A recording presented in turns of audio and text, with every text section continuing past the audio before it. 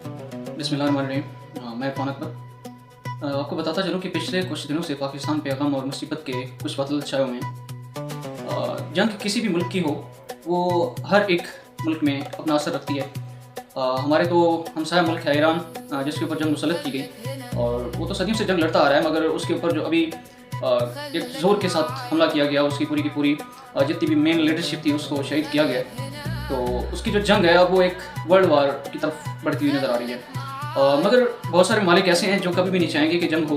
वो चाहेंगे कि सालसी की नौबत आए और दरमियान में कोई बीच का रास्ता निकाल लिया जाए, ताकि इस जंग की मुसीबत से बचा जाए। क्योंकि जंग कभी भी किसी भी चीज़ को फ़ायदे में नहीं लेकर जाती, हमेशा तबाही का सबब बनती है। हमने देखा कि अब नाइल हॉर्मज़, जो एक पानी की तंग पट्टी होती है किसी भी समंदर के बीच या दरियाओं के बीच, और उसको साथ खुश्की लग रही होती है, दरमियान से एक छोटा सा टुकड़ा गुजर रहा होता है, चाहे चंद किलोमीटर का ही हो, तो उस पे ईरान का कंट्रोल है। अभी ईरान और भी बहुत कुछ कर सकता है, मगर जो मेन उसका जो प्रेशर डलेगा पूरी वर्ल्ड पे, ताकि दुनिया इसमें आए और उनके मसाइल को सुने, उनके मसले को सुने, क्योंकि उन पे जंग मुसल्लत की गई है, उन्होंने किसी से जंग नहीं लड़ी। अमेरिका ने उन पे हमला किया, तो उन्होंने अपनाए हॉर्मज़, जहाँ से टोटल अरब ममालिक का तेल गुजरता था, ऑयल गुजरता था, पेट्रोल, डीजल, खाम ऑयल, वो रास्ता ईरान ने बंद कर दिया। लेकिन उस रास्ते से पाकिस्तान का ऑयल भी गुजरता था, जिस वजह से हमारे मुल्क में हमें देखना है कि डीजल, पेट्रोल और खाम ऑयल या मिट्टी का ऑयल, उसकी कीमतें भी आसमान को छू रही हैं। और जितनी पहले जंग से पहले कीमतें थी, अब वो डबल हो चुकी हैं। तो यही एक मुसीबत है जो हमारे ऊपर आई हुई है, और हम बीच में सालसी का किरदार भी अदा कर रहे हैं, क्योंकि जितने भी मालिक हैं उनमें इतना शायद इतनी पोटेंशियल नहीं है कि वो दरमियान में आएँ और सुलह सफाई का रास्ता निकालें। क्योंकि अमेरिका प्रॉक्सी वार लड़ता रहता है अक्सर चाइना के साथ, रशिया के साथ, क्योंकि ये निज़ामों की जंग है। वो कम्युनिकेशन निज़ाम या फिर कम्युनिज़म निज़ाम उसको फॉलो करते हैं चाइना और रशिया, जबकि कैपिटलिज्म बड़े होने का किरदार अदा करता है अमेरिका। उस निज़ाम को अमेरिका ही फॉलो करता है, और भी बहुत सारे ममालिक करते हैं। लेकिन जो बीच में जो दरमियान का रास्ता बन सकता है ना, सालसी का या फिर पाकिस्तान, वो है पाकिस्तान। पाकिस्तान ही ऐसा वाहिद मुल्क है जिसकी मॉरल और स्पिरिचुअल वैल्यूज़ या फिर हमारे कनेक्शंस ईरान के साथ काफ़ी स्ट्रॉन्ग है।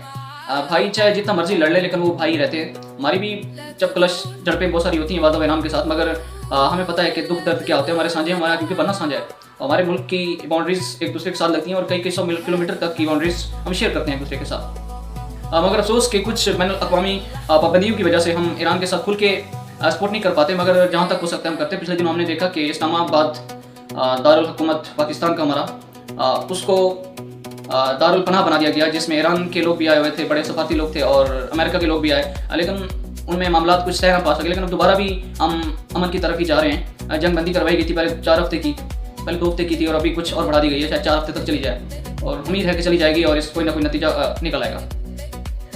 इसमें देखते हैं कि हमारे जो इंटरनल मामला हैं, हमारे जो मुल्क के अंदर कुछ वाक़यात ऐसे हुए हैं कि जो शायद हमें सोचने पे मजबूर कर देते हैं कि जंग जो होती है वो कभी भी फ़ायदे में नहीं होती, क्योंकि इसके बहुत सारे असरात होते हैं। इंटरनल बॉडी के असरात ये डालती है, क्योंकि जब एक माइंड को पता होता है कि अब जंग लगी हुई है, इमरजेंसी है, और इमरजेंसी सिचुएशन में इंसान के माइंड ने हमेशा एक्टिव रहना है, और जब वो एक्टिव रहेगा तो इंसान का बीपी जो है वो नेचुरली तौर पे हमेशा हाई रहेगा, ताकि वो अपने बॉडी पार्ट्स को या फिर अपने माइंड को मुतहर्रिक रख सके।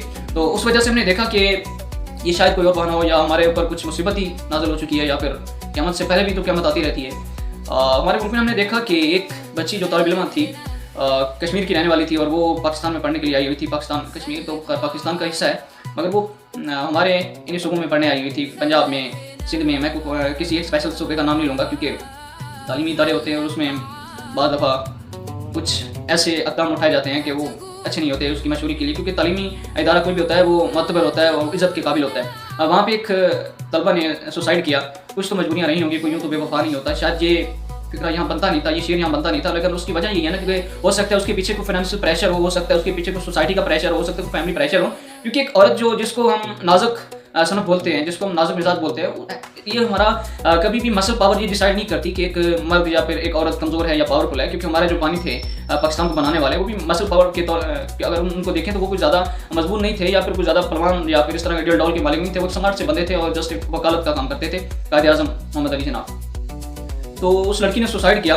अफसोस की खबर है, क्योंकि एक लड़की, एक औरत जब पढ़ती है तो पूरे के पूरे ख़ानदान को वो संवारने का हुनर जानती है, और उसमें अहलियत आ जाती है।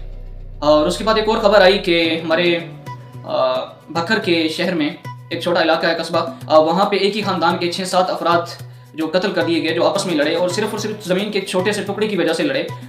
शायद कुछ ऐसे मामला उनके होंगे जो शायद ज़मीन से भी बढ़ के होंगे, क्योंकि बाज़ दफ़ा ऐसा होता है ना कि हमारे यहाँ चच्ची, ममानी और इस तरह के जो रिश्ते होते हैं उनको खाला, उनको अच्छा नहीं समझा जाता। ख़ासतौर पे चच्ची और फुफो, इस तरह के रिश्ते के, ममानी, क्योंकि ये रिश्ते ऐसे होते हैं जो हमारे क्लोज रिश्तों के साथ किसी और तरीके से जुड़े हुए होते हैं, या भाई के साथ जुड़ा होता है या बहन के साथ जुड़ा होता है। तो इस तरह के जो रिश्ते होते हैं ना वो किसी और ख़ानदान के होते हैं। ख़ानदान तो हमारे अंदर एक ही होता है, क्योंकि हम लोग ज़्यादातर जो इस पट्टी के लोग हैं, सराकी पट्टी के, वो कौम से बाहर शादियाँ नहीं करते, ख़ानदान से बाहर शादियाँ नहीं करते।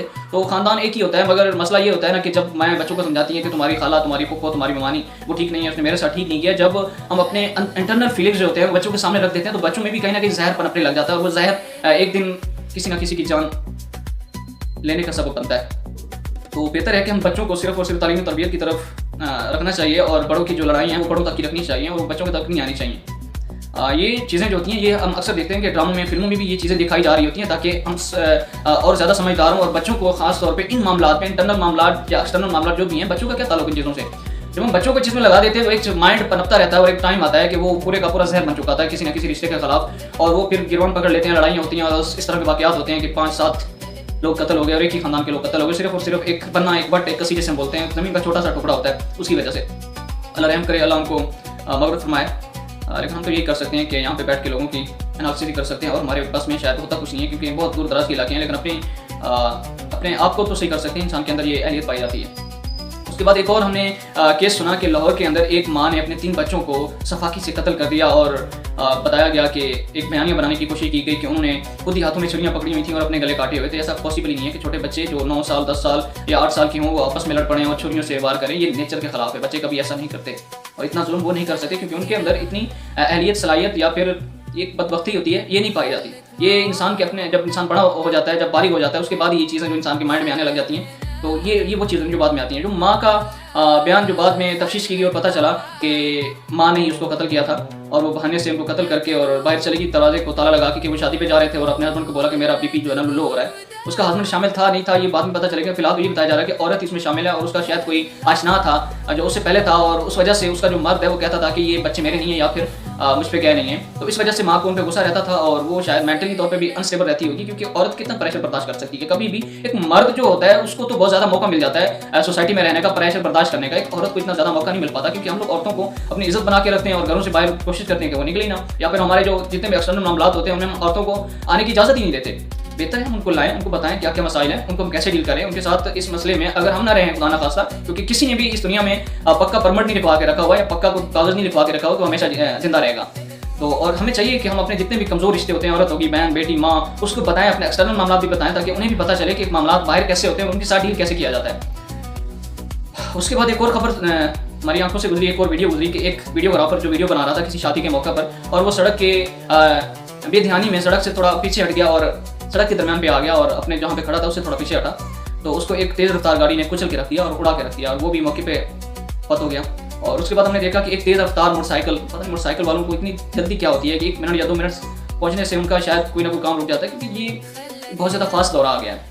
और इस फास्ट दौर में हमें कोई ना कोई काम हो या ना हो, हमें होता है कि हम बस पहुँचना है किसी तरह, क्योंकि हमारे पास ऐसी काबिलियत या ऐसी सलाहियत या फिर ऐसा कोई ना कोई जरिया मौजूद होता है जिससे हम अपनी तेज़ी दिखा सकते हैं। तो अपना माइंड जो है ना हमेशा अपने, जब तेज़ी दिखाएंगे तो माइंड हमेशा एक एक्टिव हालत में रहेगा, और वो कहेगा कि जी इमरजेंसी है, जल्दी करो। ये माइंड के केमिकल्स होते हैं जो इंसान को इस तरह मुतहरक करने का मौका देते हैं या इजाज़त देते हैं। तो वो मोटरसाइकिल, एक छोटी बच्ची गली में खड़ी थी, तेज़ मोटरसाइकिल ने उसको टक्कर मारी, और वो मौके पर फौत हो गई, दम तोड़ दिया उसने। तो ये बहुत सारी ऐसी खबरें थी, जो और भी बहुत सारी ऐसी खबरें जो शायद नोट नहीं हो सकी या मीडिया पे नहीं आ सकी होती। ये बहुत दुख की घड़ियाँ हैं, और हमें चाहिए कि इन चीज़ों से सीखें और अपनी असलाह करें। हर जंगें तो लगती रहनी हैं, लेकिन जंगें ख़त्म भी हो जानी हैं, लेकिन उसके बाद जो उसकी तबाहकारियाँ होंगी, उसका नताइज, उसके नतीजे वो बहुत खौलनाक होते हैं, और कई बरसों तक हमें उस नुकसान का खमियाजा भुगतना पड़ता है। फ़ी अमानिल्लाह, अल्लाह हाफ़िज़।